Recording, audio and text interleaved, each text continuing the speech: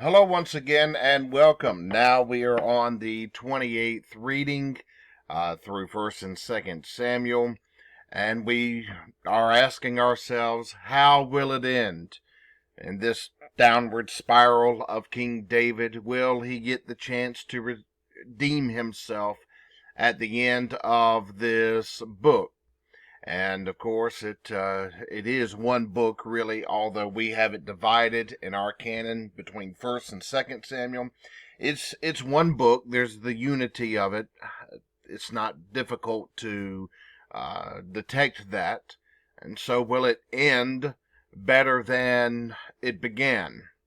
And so we read in the 24th chapter, David is wanting to ascertain the size of his army. He's going to take its census, find out how many soldiers he has.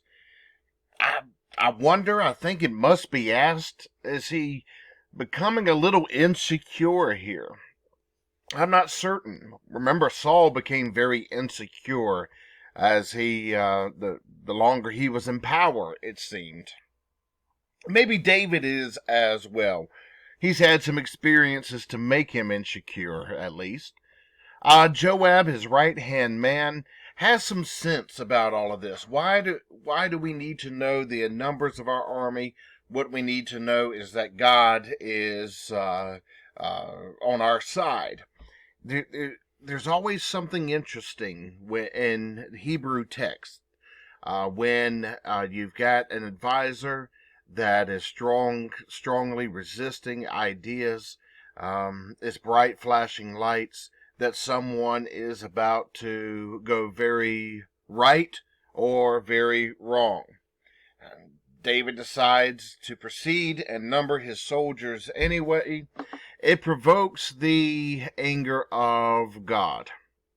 And what we see in God's response is going to be unique in all of Scripture, really. There's going to be judgment. Remember, David's already dealt with consequence, response, judgment, however we identify it concerning his actions. But now the prophet's going to go to David and say, God is giving you three options. The first option is 7 years of famine. You've heard me. Most everyone that hears my voice on a regular basis, you've heard me speak concerning famines. There was little excess from year to year. However, after one famine, it was very survivable. It would be tightening of belts. After 2 years, they would be going into their reserves. Then a third year of famine was just catastrophic. Starvation, malnourishment, all of that would reach tremendous levels. Imagine 7 years of that. Well, David doesn't want that to make that choice. Seems good of him so far. The second option is one where David is going to be on the run. It's a predetermined amount of time, 3 months, compared to the 7 years of famine. He's going to be running from his enemies. Now, here is David. He's used to running from people, right? Many times before he was a king and since he's been king. He's got a determined time frame, which is a relatively short time frame. And furthermore, David is the warrior. He comes out victorious. That seems to be pretty manageable. However, David doesn't want something that's going to affect him in such a direct way. So he's going to go with the third choice, a plague that is going to hurt his people. So now, this becomes very corporate. What David's doing is hurting people.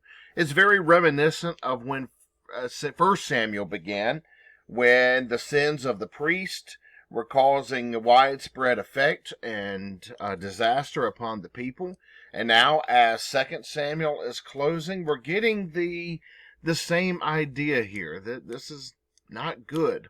People are dying with this plague. 70,000 people are going to die, and David's going to have enough.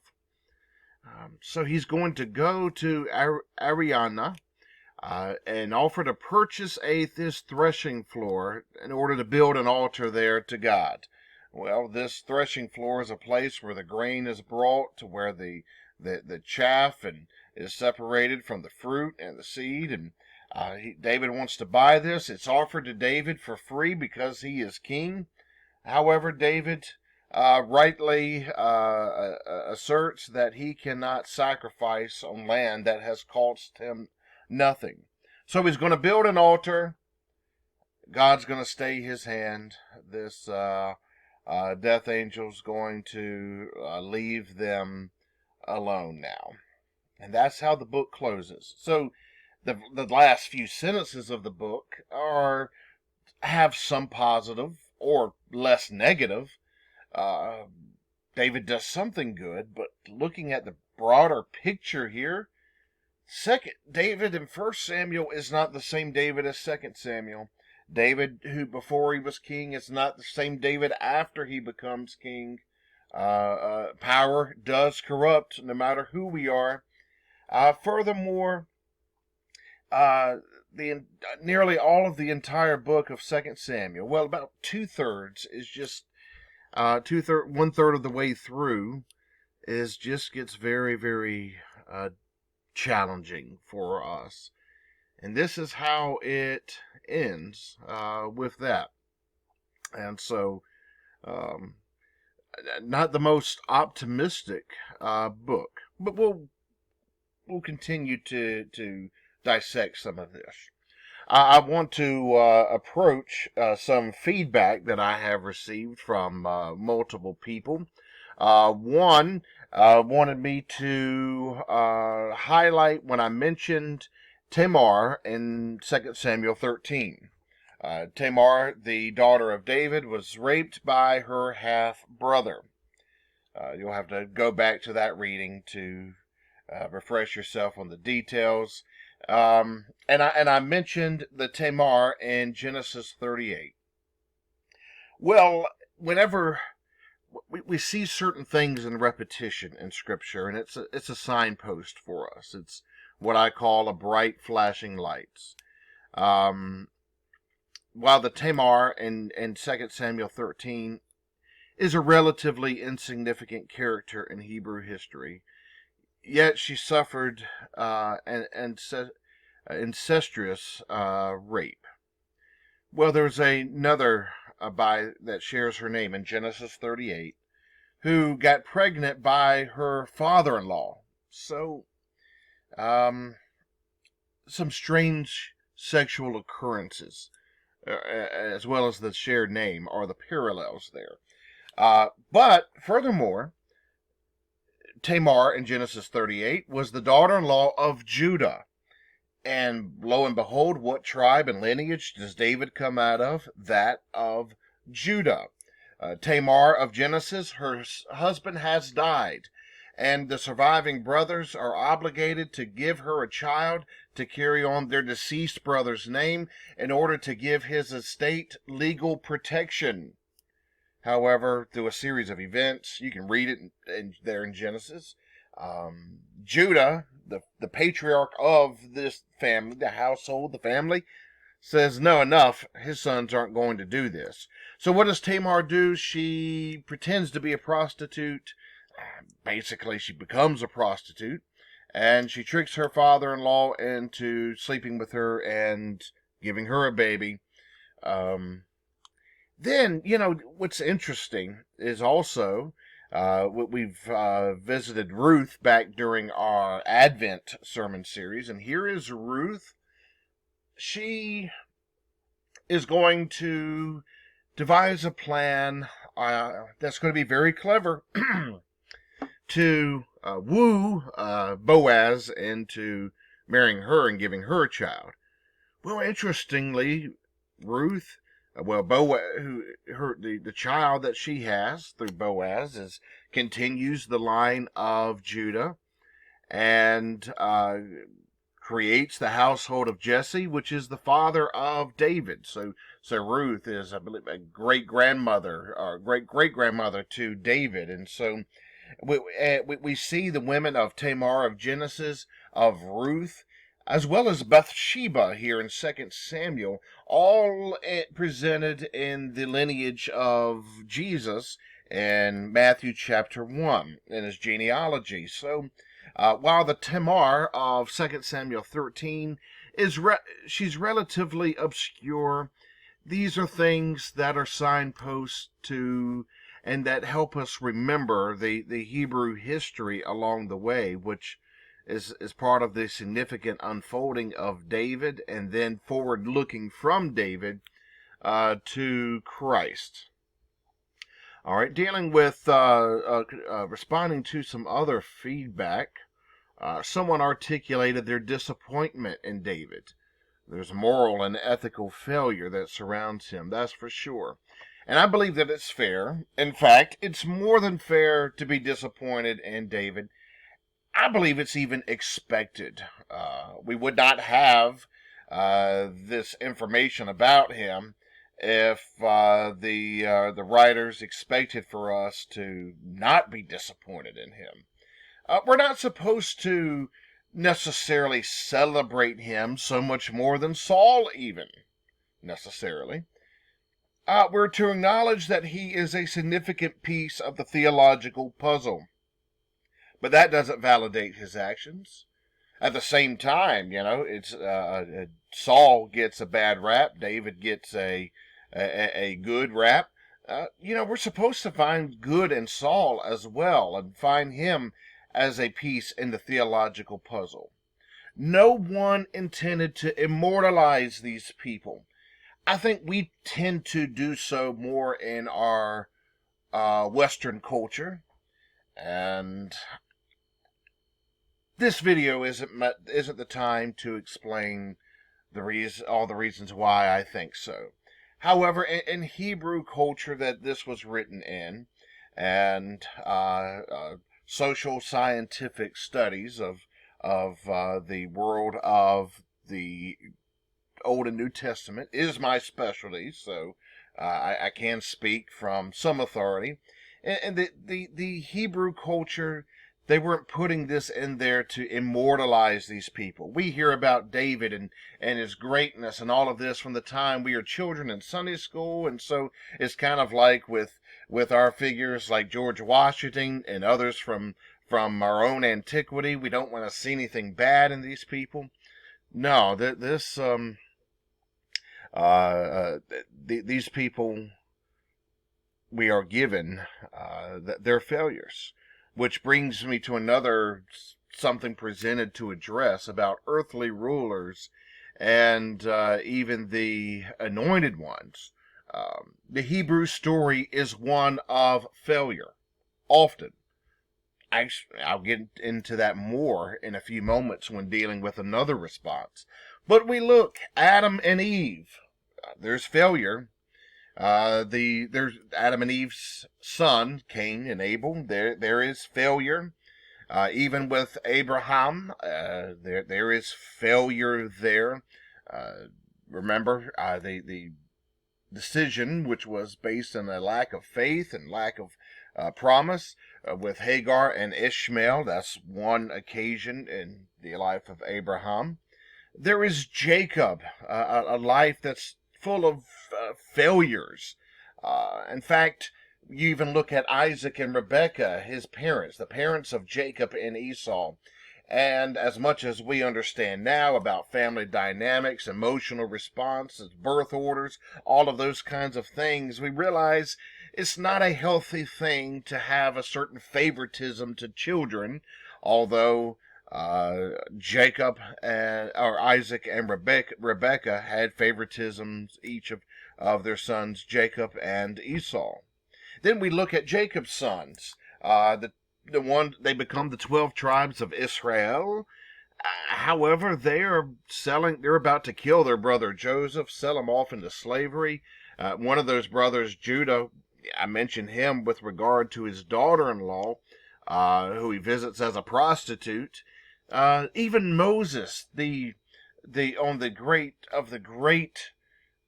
Mount Rushmore of Old Testament figures. Yet Moses was unable to see the promised land because uh, of Moses' failure.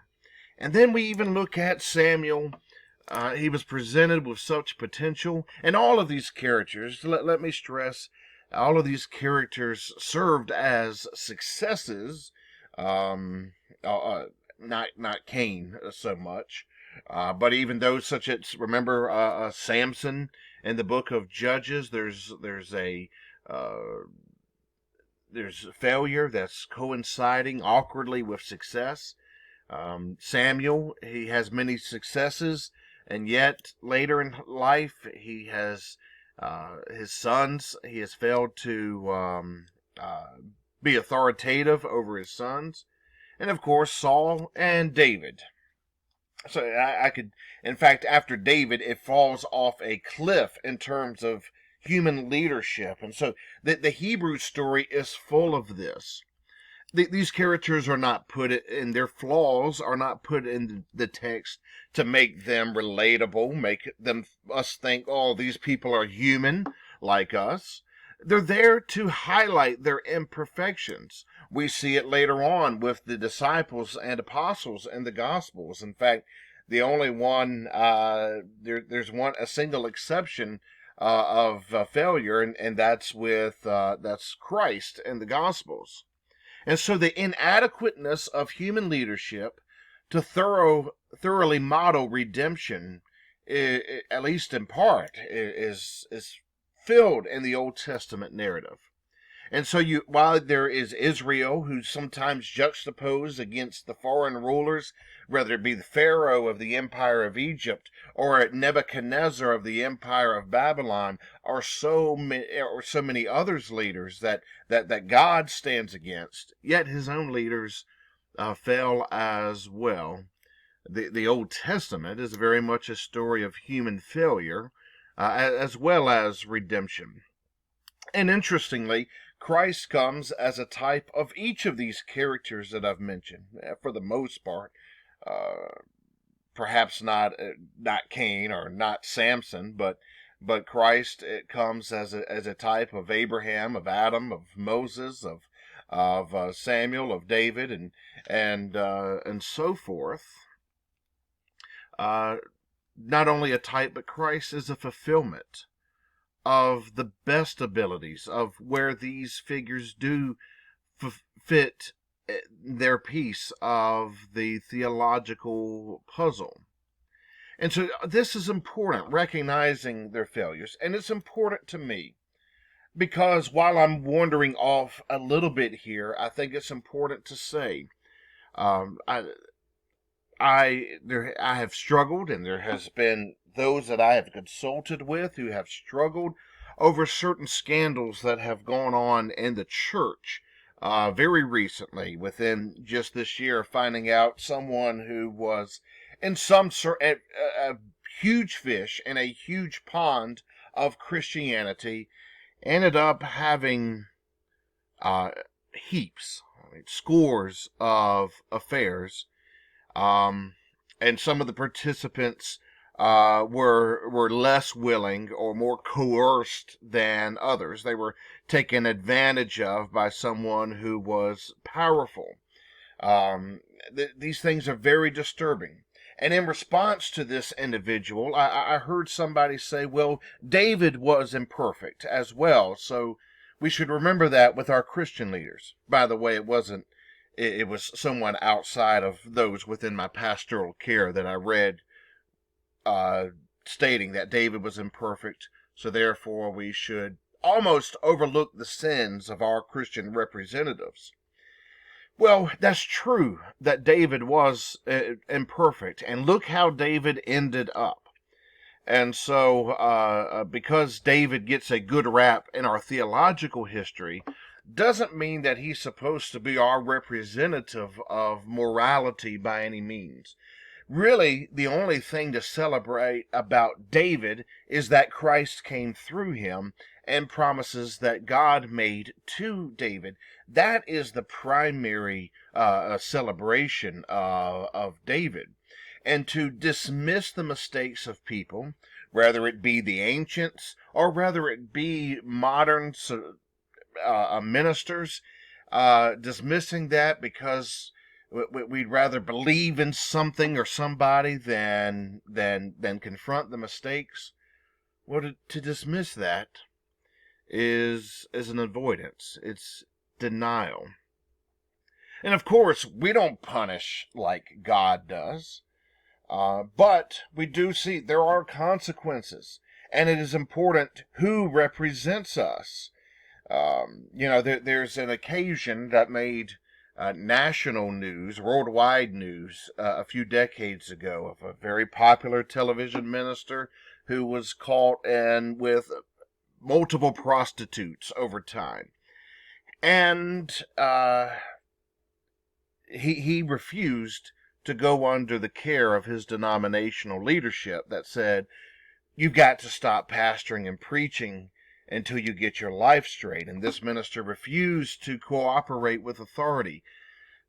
That's part of our individualism in the United States, to where a person, an individual, becomes so prominent that there's no accountability within the corporate church. No, there must be a reckoning. And while we don't dismiss the person as a creature of God, simultaneously we don't give acceptance to double lives that are lived by buying their books and by reading their books and using their books. I'll give you an example, and I realize this is somewhat of a rabbit trail, but it addresses very relevant things. That there is a theologian who has ideas that I believe are phenomenal, that I would love to use his work more so. But it turns out that when back during the 1970s, coming out of the period of free love, he experimented. He was a college, being a theologian, he was a college professor. He experimented certain ideas on his student body.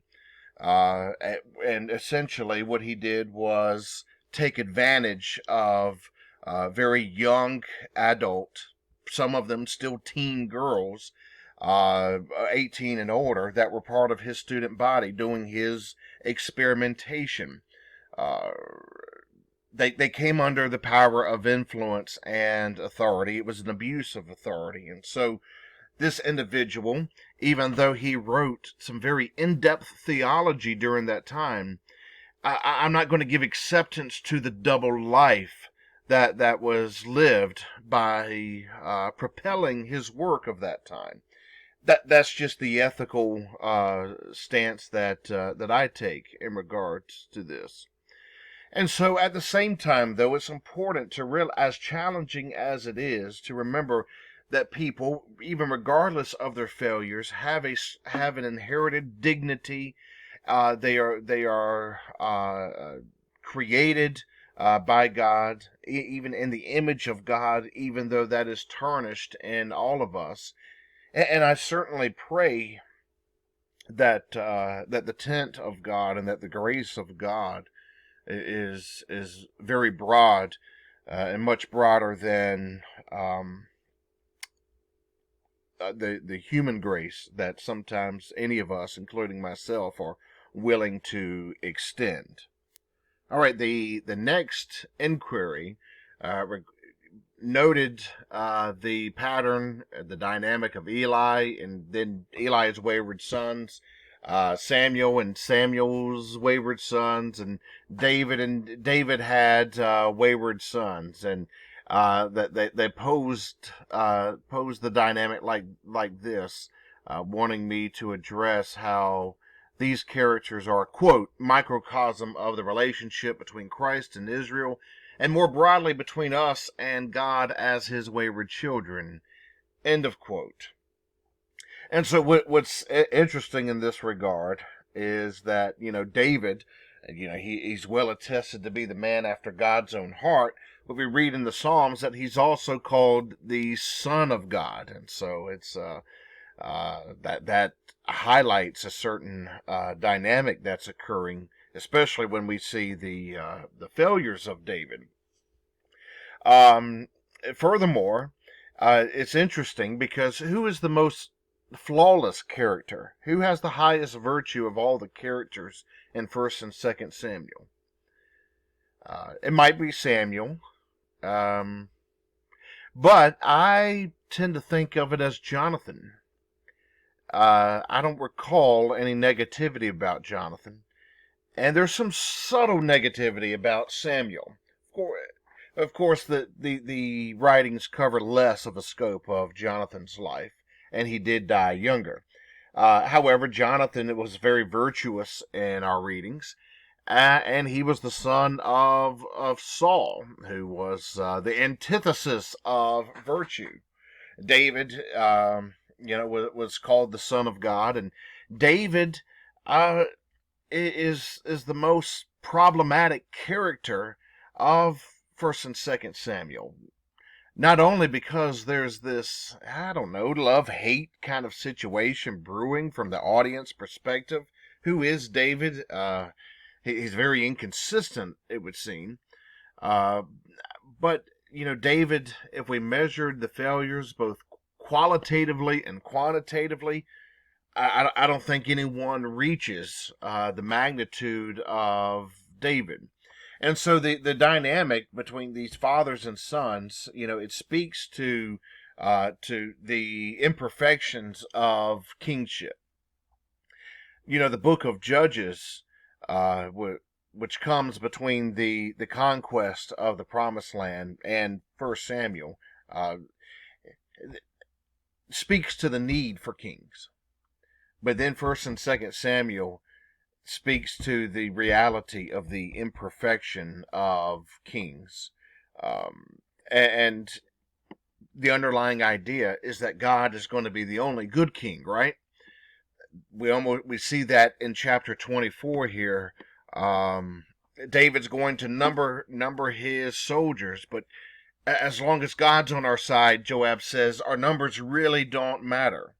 And so some of this, it speaks to leadership.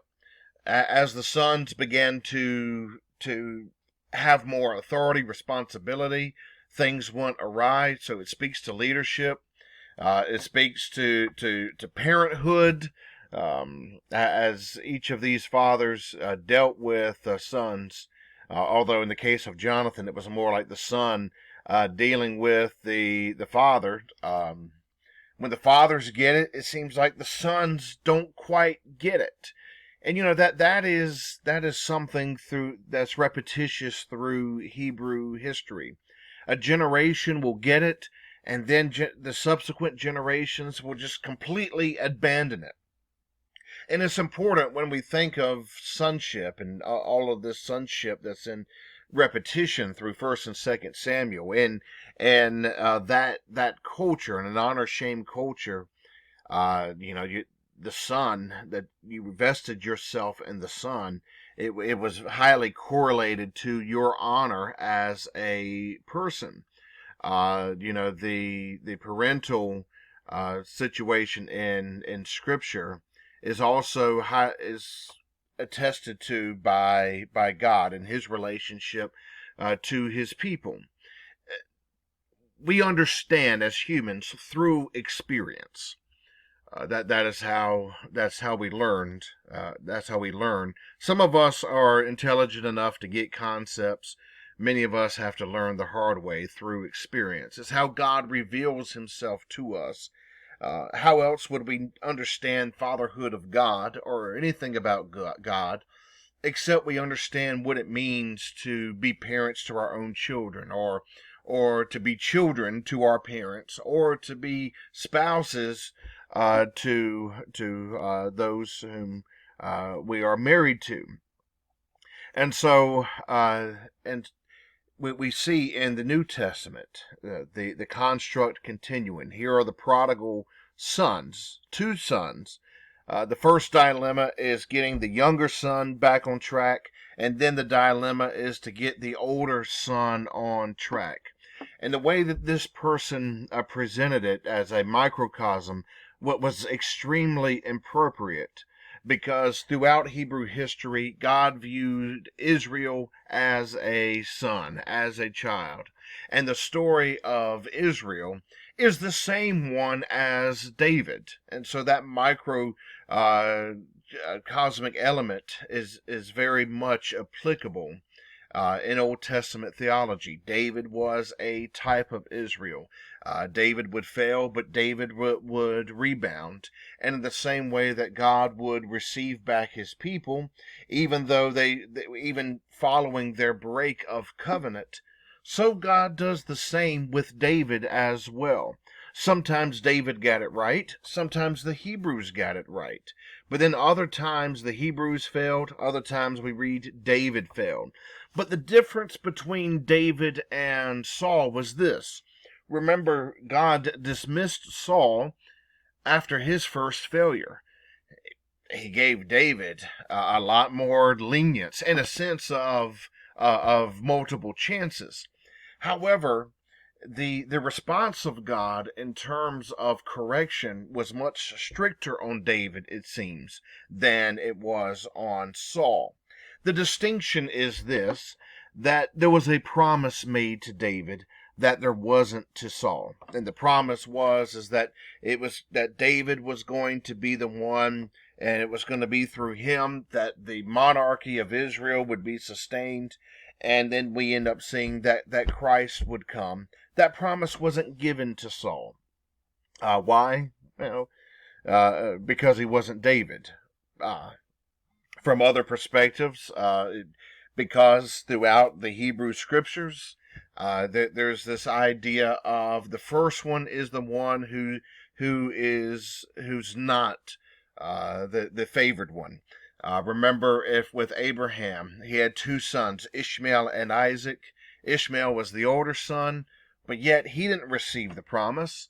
With Jacob and Esau, Esau was the older by a hair, right? He was the twin that came out first, and so Esau was entitled to the promise, but yet Jacob ended up getting it. We see the same thing with Joseph and his brethren. There's other examples of this. David was least of his brothers in his own house, and he wasn't the first king of Israel. He was the second king of Israel, and that's who God made a promise to.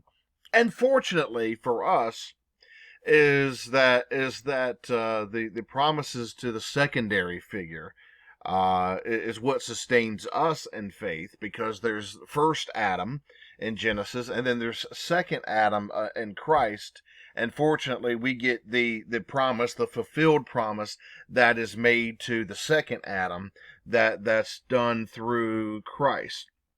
And so with David, it's a God continuing the promise, not because he was better, but because there was covenant. And one thing that we see in contrast between God and his people throughout the Old Testament is that God keeps his covenant. The people don't always keep their covenant. So for the regarding the question of fatherhood in specifically, I feel like I hardly addressed it, except through a broader narrative. But in the same way, as I said, God kept his covenant with David because that's who God is. The father received back the younger son because that's who the father is in the parable of the prodigal son. And then the father worked with the older son, who was causing an equal amount of trouble.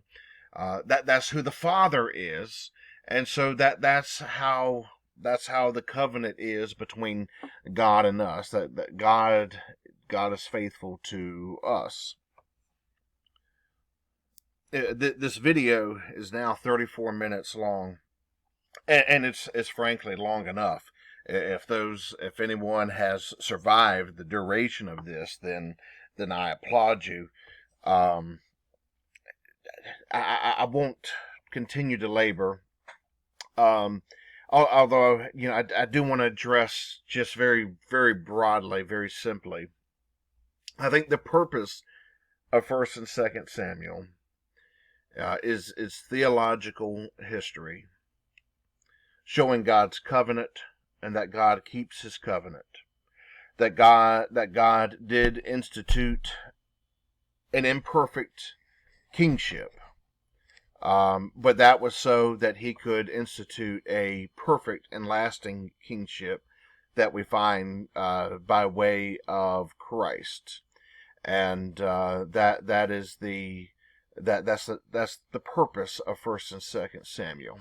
And lest anyone become overly hung up on how special David is, where we are reminded, even in the last moments of the record, that the purpose and the idea is to keep eyes on God and not number your men, not number your armies.